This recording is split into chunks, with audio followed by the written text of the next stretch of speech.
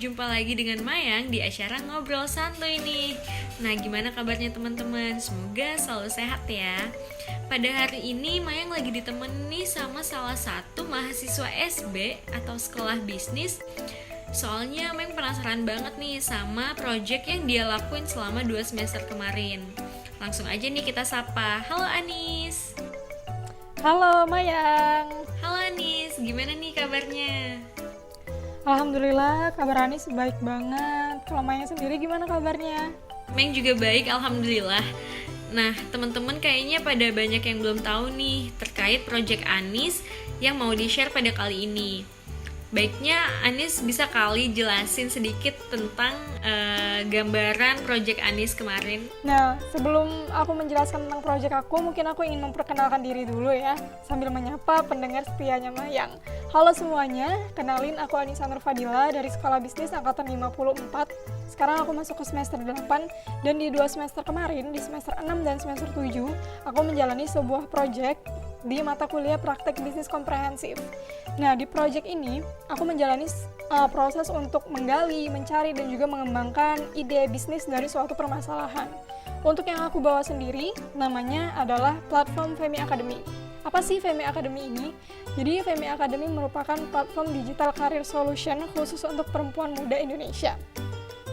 Yang melatar belakangi atau yang nge-trigger Anis untuk ngambil topik ini adalah karena aku tuh melihat gitu bahwasannya perempuan muda di Indonesia itu mendominasi, tetapi dari segi karir perempuan itu masih tertinggal dan harus struggle lebih keras. Kenapa? Karena ya seperti yang kita rasakan sendiri aja gitu. Terkadang kepercayaan diri kita menurun atau sering kita mengalami yang namanya insecure, gak percaya sama diri sendiri, belum lagi motivasi dari dalam diri kita yang kurang, dan apalagi lingkungan kita tuh terkadang tidak mendukung atau toksik. Nah, makanya di mata kuliah ini Anis ingin mencari tahu lebih dalam apa sih permasalahan yang membuat perempuan itu masih mengalami hal-hal tersebut, terutama yang menghambat mereka untuk mengembangkan karirnya. Nah, oleh karena itu Anis pengen banget merumuskan sebuah solusi yang bisa membantu perempuan muda go to the next level for their career. Gitu. Keren banget. Terus gimana nih Nis, selama menjalani proses panjang itu pasti banyak dong lika-likunya. Boleh dong diceritain ke kita-kita? Iya betul banget Mayang. Jadi matkul ini tuh emang benar-benar panjang prosesnya, tapi Anis ngerasa sangat terbantu untuk bisa itu tadi ya, ngeidentifikasi permasalahan yang benar-benar urgent harus diselesaikan. Kenapa?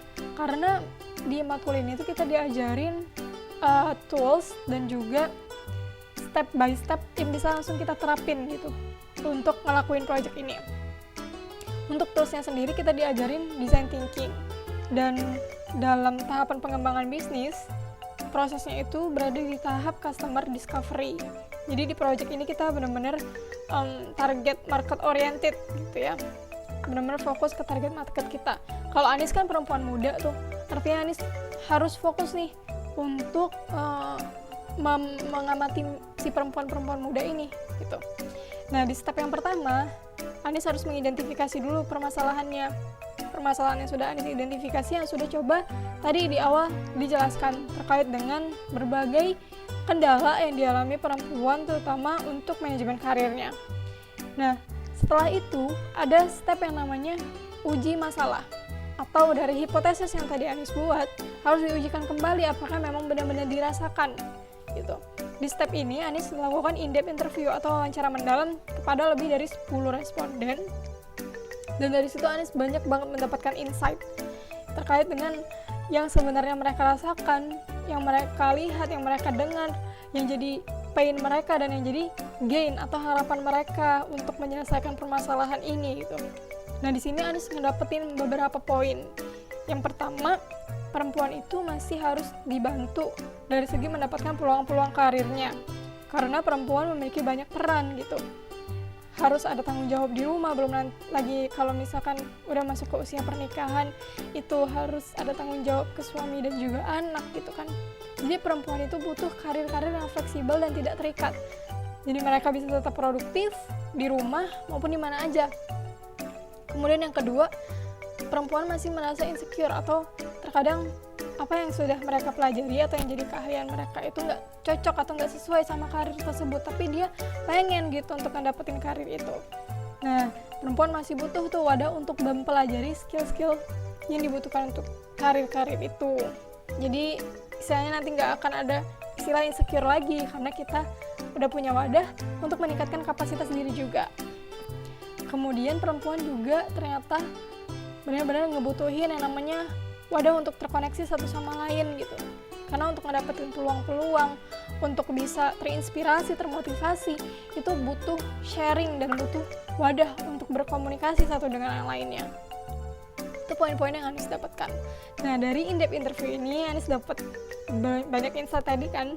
Anis coba untuk merumuskan solusinya, Anis buat prototipe aplikasinya, dan Anis masuk kepada tahap selanjutnya yaitu uji solusi.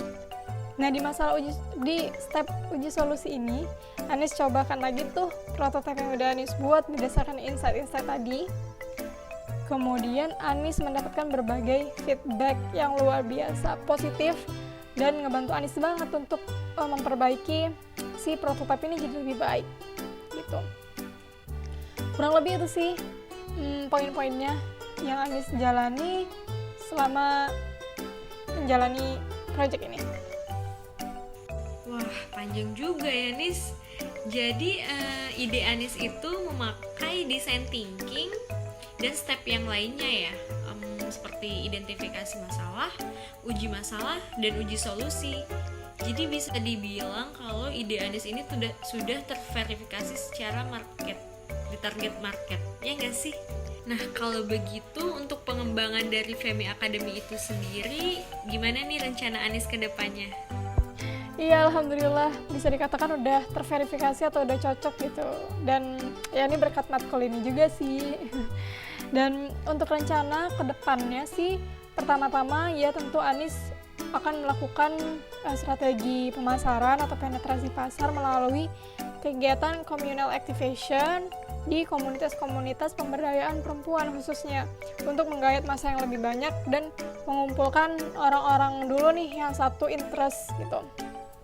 Nah, setelah itu Anis juga pengen bikin kegiatan-kegiatan ini tuh menjadi wadah kolaborasi gitu antar perempuan muda di Indonesia untuk bisa lebih produktif dan bisa lebih menghasilkan. Setelah itu di sosial media khususnya Instagram dan TikTok nih yang lagi happening, Femi Academy juga nanti akan bikin berbagai konten edukasi yang bisa membuat Femi Academy lebih dekat nih sama perempuan-perempuan muda di Indonesia.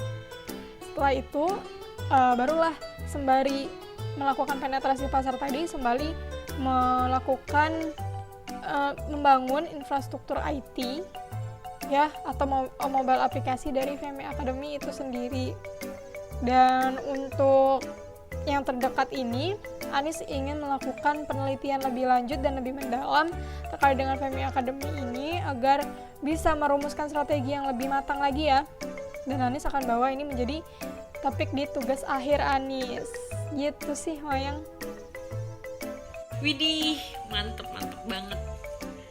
Semoga lancar ya Nis ke depannya. Terima kasih banyak nih Nis, sharing pengalamannya sangat memotivasi dan menginspirasi teman-teman sekali. Karena kita sebagai perempuan juga harus keluar dari zona nyaman kita, harus mandiri supaya bisa belanja barang branded dan skincare dengan uang sendiri.